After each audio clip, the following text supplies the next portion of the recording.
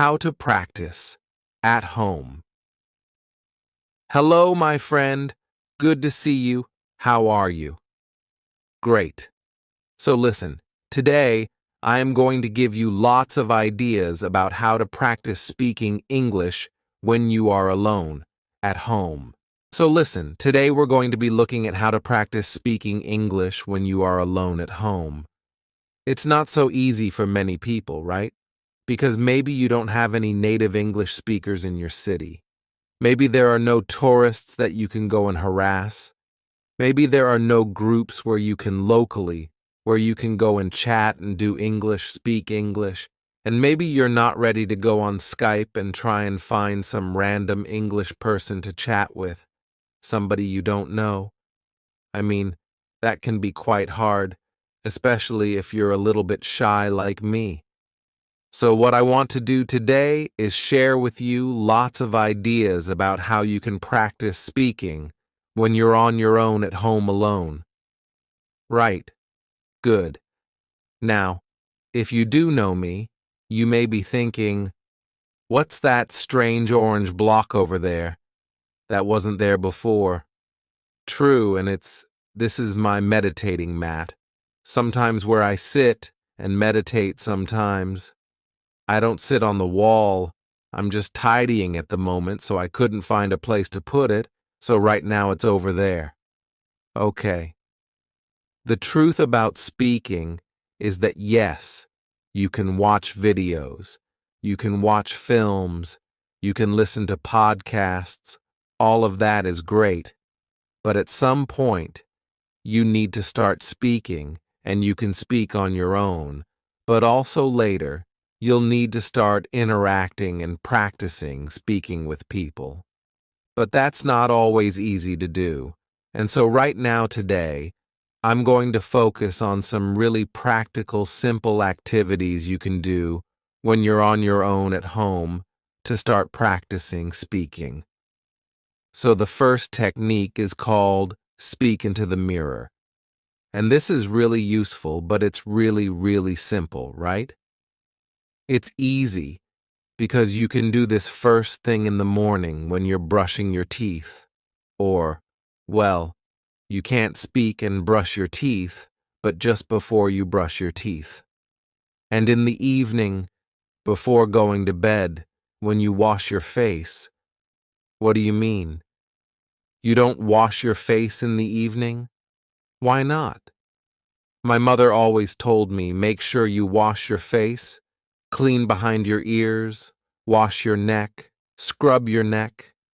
Yeah, wash your face before you go to bed. It takes all the dust and pollution off your face, apparently. Anyway, that's a great time that you can do it. And this is good, because the key to learning and preparing for IELTS is habit, right? And if you can attach your learning to an existing habit, brushing your teeth or washing your face, then it makes it much easier. Now, I used to do this when I was learning Chinese, and in the morning, after brushing my teeth, I would just have a few sentences talking about what I'm going to do today in the future, right? Speaking Chinese, right? So today, I'm going to go to the park. I need to go to the supermarket. I'm going to buy some vegetables. I'm meeting Jack at 6 o'clock. I might go to the cinema. All in the future. Brilliant. And then at the end of the day, you can talk about what you did or what you have done, right? Today, I went to the park. I played football. I went shopping in the end. I've done a lot. It has been a good day, right? Past tense, present perfect as well. So you can see it's actually great to practice different tenses. It's a bit like writing your diary at the end of the day, right? Which is also a great way to practice writing, but this is speaking in front of the mirror. It's nice. It's reflective learning in many ways. Okay, moving on. The next one I call collocation fun, right? Collocations are words that are often used together, right? Like we talk about heavy rain. Heavy rain in English, we don't say big rain. Today there's big rain. No, there is heavy rain. So these are collocations. Collocation fun is where we're going to practice speaking, using a very common teaching method from really based on the task-based approach to teaching, and it's based on prepare, practice, present. So we'll be preparing the words, the collocations, practicing sentences, and then presenting a whole talk. Okay. Now, the reason I suggest doing this in front of the mirror is that actually there are great benefits of talking to a mirror, right?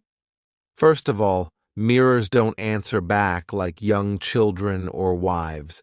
But apart from that, right, when you're speaking in the mirror, you can look at your mouth and you can see the kind of movements that you're making, which is great, right? It's useful for pronunciation. You can also check your body language.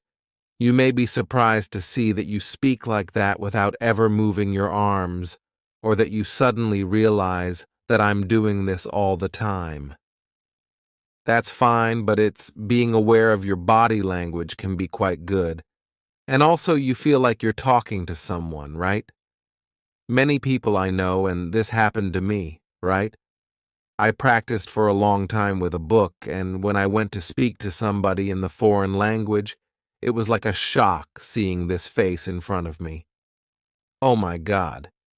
But practicing with the mirror, you've got used to a face in front of you, right? So it does help. So let's look then. Prepare, practice, and present. Preparing. What I suggest you do here is you take a topic, right? A recent topic.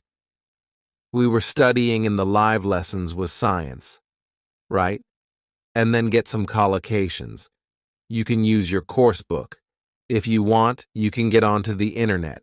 You can go to my channel and watch other contents like how to learn English, my struggle to learn English and others, etc. So you can just listen, right? Download the video. Yeah, we want to download that. And then find in there all the collocations. Look, you've got the notes here. And here you've got collocations, you've got idioms, you've got loads of stuff. And what I would do is I would take maybe 6 or 7 collocations or idioms like exact science, it's not rocket science, to be on the same wavelength. And that's the preparation, right? That's step 1. Step 2 is in front of the mirror, just make a sentence with it, right? Exact science. Well, parenting, bringing up children is not an exact science. Cooking is not an exact science. Frying an egg, it's not rocket science, it's actually quite easy, right? And then, I'm just practicing sentences here. And then in the end, after practice, present. I take one of the old Part 2 questions around science. Maybe something like, describe an area of science you're interested, and then start to talk about it for maybe a minute, and trying, if possible, to use some of these phrases and sentences, right? So you may say something like this. Describe an area of science you're interested in. Well, okay. I guess an area I'm interested in actually is cooking. And I know it's not an exact science, but I guess it's a branch of science. A branch of food science, maybe. Right? And I am interested in the science behind cooking. I think it's very interesting. I know with cooking, when you heat things up, they change. And when you mix different things, like sugar and vinegar, you get different levels of acidity and chemical reactions happen. So I think it's really interesting, right? I think chefs and scientists are really on the same wavelength because they're trying to experiment, discover new things, whether it's cooking or new dishes, things like that. I know cooking isn't rocket science, but I am interested in how it works. And so, yes, although it's not a hard science, I think it's an interesting area of science for me. So you can see what I'm doing really here is not giving a perfect part to answer. I'm just trying to activate and practice some of these expressions that I've been learning. And that's it, really. So that's it. It's great because that preparing the collocations, practicing the sentences, and then presenting a talk is a really tried and tested method. Do it in front of the mirror. It's great. You get everything. You get the contact with somebody, but you can see yourself. You can monitor yourself. It's really, really effective collocation fun. Great. I want to go and do it. It sounds like so much fun. I'm going to do it again right now. I'll be back in a moment. And next up is practice with short audios. Now, I am a big fan of extensive listening, right? Listening to podcasts and films, that's great. But when it comes to speaking, I think short audios are much better. They are bite-sized chunks. They're easy to use, and your concentration is shorter, for shorter periods of time. You can work with, for example, recorded IELTS sample answers. There are many websites have those. Not written, it must be recorded, right? You want to listen and then speak. There's a tool that I've talked about in the past to many of the students here. It's called LingQ, and I like it because it's full of short audios that you can use to help start speaking. And it's free. I mean, there is a paid version, but you can get lots of stuff for free, which is great here. So let me show you first of all how that might work. So this is LingQ, okay? I'm not going to explain how it works. You can find that out once you kind of sign up for free. But basically, there's a library. You choose your level here. So let's say I'm going to go intermediate, and you can choose down here different audios to listen to. I've got one of my previous lessons here about sport that I will open up. And let me just show you briefly how it works. We'll just focus on the bit on the left, okay? Okay, let's try. Hello, Stephen. Hello, Steve. Nice to see you again. Nice to see you again. So what I want you to focus on first is as you listen to the sentence, pick out the stressed words. Nice to see you. Nice see you. Like to chat a bit about your interest in sports. Chat, interest, sports. So I'm just repeating the stressed words. Chat, interest, sports. Sure. You lived in Japan for quite a few years, I think. Lived Japan years, I think. Right about 9 years. 9 years. Okay. So you can see I'm just doing the word stress, and also you can also pick out chunks or phrases that you like or that sound interesting. Years, and I think you lived in different cities. That's right, I lived in Sendai for 4 years, which is a little bit north of Tokyo. A little bit north. A little bit north. That's interesting. Which is a little bit north, right? Not in the north, not located in the north, is a little bit north of. Nice. Tokyo for 4 years and then 1 year down south in Shikoku. Down south. Interesting. Not in the south, down south. Okay. And did you play any sports when you were in Japan? A little bit. A little bit. I love that. A little bit. A little bit. Played a little bit of soccer. I played a little bit of soccer. A little bit of soccer, isn't that great? So you can see I'm picking out either the stressed words or little phrases or chunks that I like, and this is really helping us listen and prepare for speaking. Next, what you'll do after you've finished If you want, you can check the tape script as you listen again. That's fine.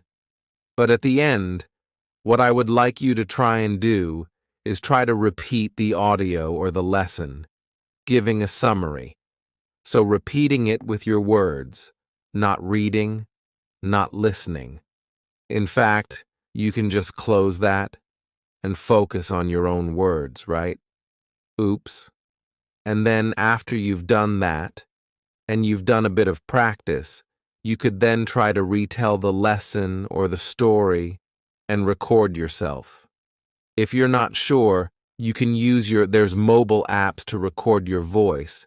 There's Vocaroo, which is also a very simple online voice recorder. And recording yourself is great because it puts pressure on you. And that, my friend, is good. Also, you can then, once you've listened back, go and compare to the original lesson or story with the tape script and see if it's different. Did you make a mistake? Instead of saying a little bit of football, did you say a little bit football?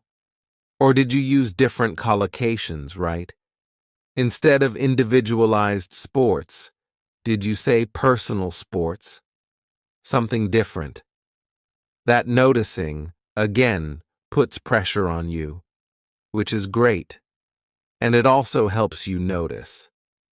A noticing language is a kind of feedback, which is essential to improve. So that's it. Practice with short audios. Right, the next one is really fun, and it's about imitating your favorite English-speaking actor or actress. Okay, so here, when you watch a film in English, take some of the actors that you really like and pretend to be them, right? So you're copying their body language, their gestures, their facial expressions, their accent, their voice, their words. You're copying everything. Why does this work? Because it's all about identity. A key part of language learning is your identity as an English speaker. And as students, we often have a mask, or we can create a mask that we hide behind when we speak a foreign language. And this can be very, very helpful to reduce anxiety or stress, especially if you're shy or you don't want to, you're embarrassed of mistakes and of not speaking correctly. When you have this mask to hide behind, it doesn't matter because you're being somebody else, and it's great fun to do this with actors and actresses. Is that actresses? Actresses that you like. Let me show you a very, very simple example. There's a great actor called Rowan Atkinson. You may know him for Mr. Bean, but he plays a myriad of characters, and one of the recent ones is Johnny English, right? Let's have a look at Johnny English. I'm not sure. Let me clear up the uncertainty for you. You haven't. Let me clear up the uncertainty for you. You haven't. Right. So it's that taking the character, try and do the voice and the whole body, and you become that character. And you can do that when you're practicing speaking on your own, right? You probably don't want to do it when you're out and about at the shops or speaking to foreign people. Hello. They'll think you're Johnny English. They think you're mad. But when you're having fun at home, it can be a great way to practice. So that's it. Imitate your favorite English-speaking actor. The next one is to send audio messages, right? Now, if you're using Facebook, WhatsApp, other social medias that have a chat facility, often we send text messages. You probably send them in your own language, but you could think about sending them in English, right? And go a step further. Send an audio message rather than a written message, because that will be practicing your English.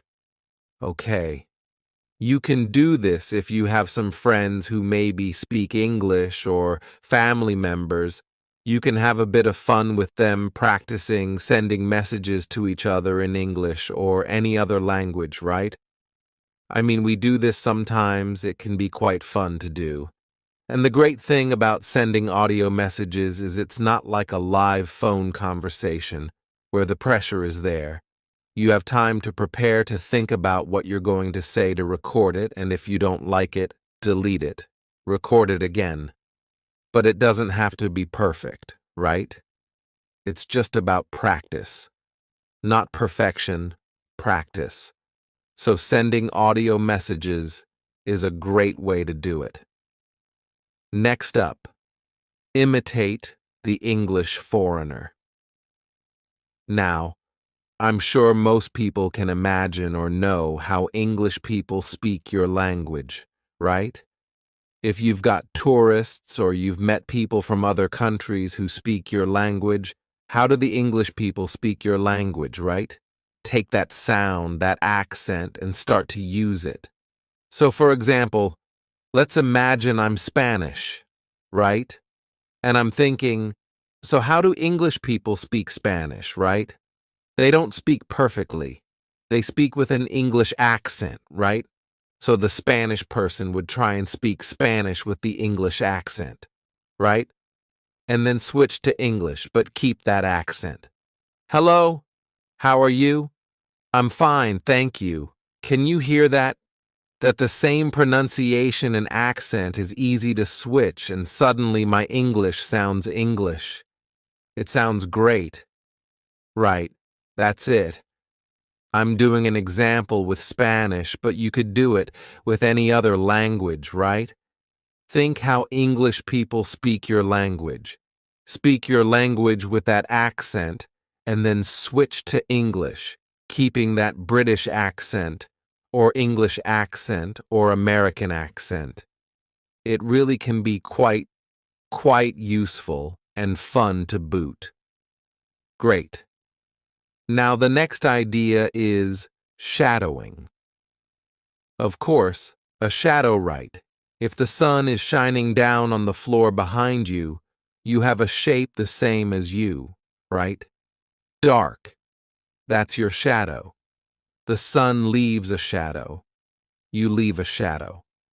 And to shadow someone is to follow somebody. So if I shadow you, it means I'm following you. Sometimes detectives will shadow suspicious people, right? Now, in language, when we shadow somebody, it can be just to repeat them, but you're very close behind them, right? Remember, wherever you go, your shadow follows very closely. So here, the thing to do is to find a short audio and to listen for maybe a minute and to repeat almost on top of the voice, but maybe a fraction of a second behind them. So you're just behind them, but you are really following them very, very closely. Do not wait for the sentence to finish and then repeat. This is different. This is being really close behind them, and it forces you to pick up on word stress and intonation. And if you focus on those two things, it really can help build up that speaking skill, word stress, and intonation. Let me kind of demonstrate. So we've taken from Q-Lips or Q-Lips a little audio. First of all, I recommend you listen to the minute completely so you've got an idea of what it's about. And I've already done that because I'm well prepared. And then second time, you listen and shadow. Let me show you how close we are behind it. I'm going to use my phone so you can hear properly. So Jeremy, let's get into it. Talk about how to talk about pots, how to talk about movies and music and the kind of artwork that enriches our lives. This topic was suggested to us by one of our listeners, and she sends us email, which I will read for everybody. Now it says, okay. I think you get the idea, right? So it's different from wait, listen, and repeat. It's shadowing. following closely. At first it's very hard, but the more you do it, the more you'll be noticing word stress, intonation, even accent. I noticed I was picking up a Canadian accent. About, it's all about. Right, that is shadowing. Let's move on. So, we've had shadowing, right? Now we're going to look at responding. What is responding? Well, put very, very simply, responding is you hear a question, you get an idea, you give an answer. You respond. The biggest problem students have is that they practice. They take a question, they know the question, they've prepared it, and they practice giving answers, right? What happens in the exam? Well, surprise. Surprise, in part 3, you get strange questions you weren't ready for. What do you think of globalization? Um, um, and what do you do? Well, first of all, have something to say about globalization, right? Make sure you've done a bit of research on the topics. Get some ideas. If you don't know, you can always say, "Oh, I haven't thought about that. Let me see." Right?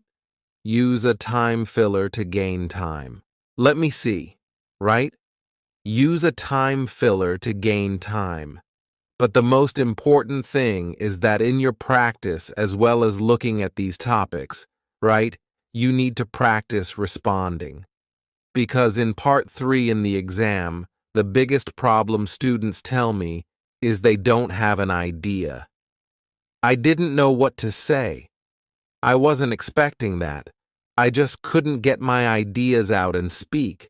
So you need to practice responding where you hear a question, you've got no idea what it is, you get an idea quickly, and you answer, right? It's a bit of pressure, but as I mentioned before, a bit of pressure is good in your practice. Now you can do this if you have a speaking partner, really effectively, right? So what you do is one of you says, "I'm going to bring into our next session 5 questions and you don't know what they are." And the other person does the same. You come into your session and you ask each other these surprise questions, and it's a shock at first, but it's like anything. It's like going down the gym. You just practice this and you build up the skill. If you haven't got a speaking partner, you can do a bit of practice on my YouTube channel, right? If you know my YouTube channel, right? English Spoken Stories, hidden away in the playlists, go on the playlists.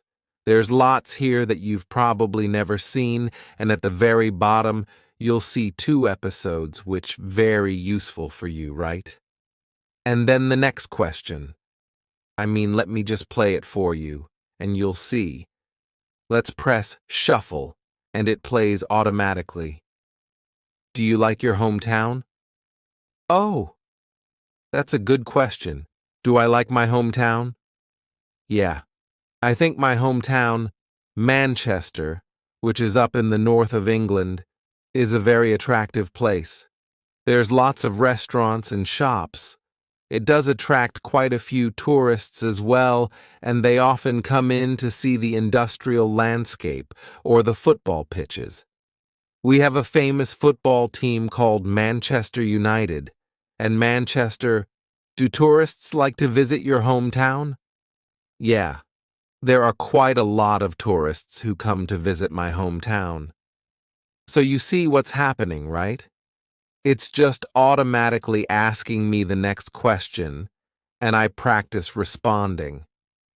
Because I don't know what the questions are because it's shuffle, random. So you can practice that. You can also make your own, right? Set up your own YouTube channel. Don't worry about people finding it, they rarely do, and you just put some questions up with a gap for the answer, and then shuffle and Bob's your uncle. Fantastic. That's it. The next suggestion is describe what you are doing. And I know a lot of teachers suggest this as a way of thinking in English, right? So when you're out and about, out and about. When you're out and about, maybe in the park, and you're seeing different things, you describe what you see. Now, I suggest you start with words, right? So there you are out and about in the park, and you see, oh, bicycle, person, path, trees, bag, woman, phone, and you're using words, right? And then, right. As you're walking around the park, you make collocations, little chunks of language, right? Riding a bike, a long path, a cluster of trees, the woman glued to her phone, picnic, having a picnic maybe, right? And then you go on to make sentences, okay? This is a bit like that we mentioned earlier, the prepare, practice, present. So you're going from words to collocation to sentences, right? Oh, there's a man strolling in the park. There's a woman riding a bike, and also there are lots of trees. There's a woman glued to her phone, and she looks like she's about to have a picnic. And you go on and on and on, right? Great, you can do it in any context. You can do it at home or when you're out, at the shops, wherever. Now you may think and you may say, yeah, but Ariel, you can't go round the streets talking to yourself. People think you're mad. Well, yes and no, right? Nowadays, put these on, right?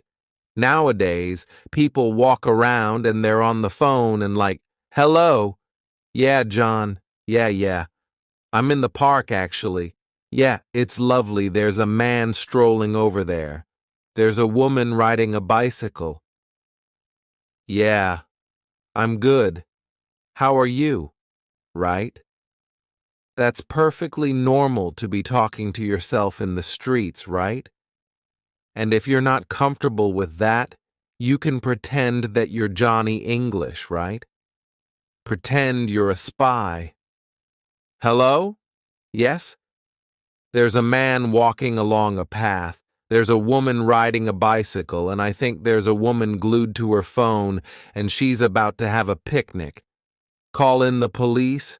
Get Johnny English. Pretend to be a spy. I don't know. It's very, very normal, but the key speak out and go from words to collocation to sentences. Great practice. You can do it at home as well. I mean, I'm talking about getting some fresh air. Nowadays, that's not so easy, right?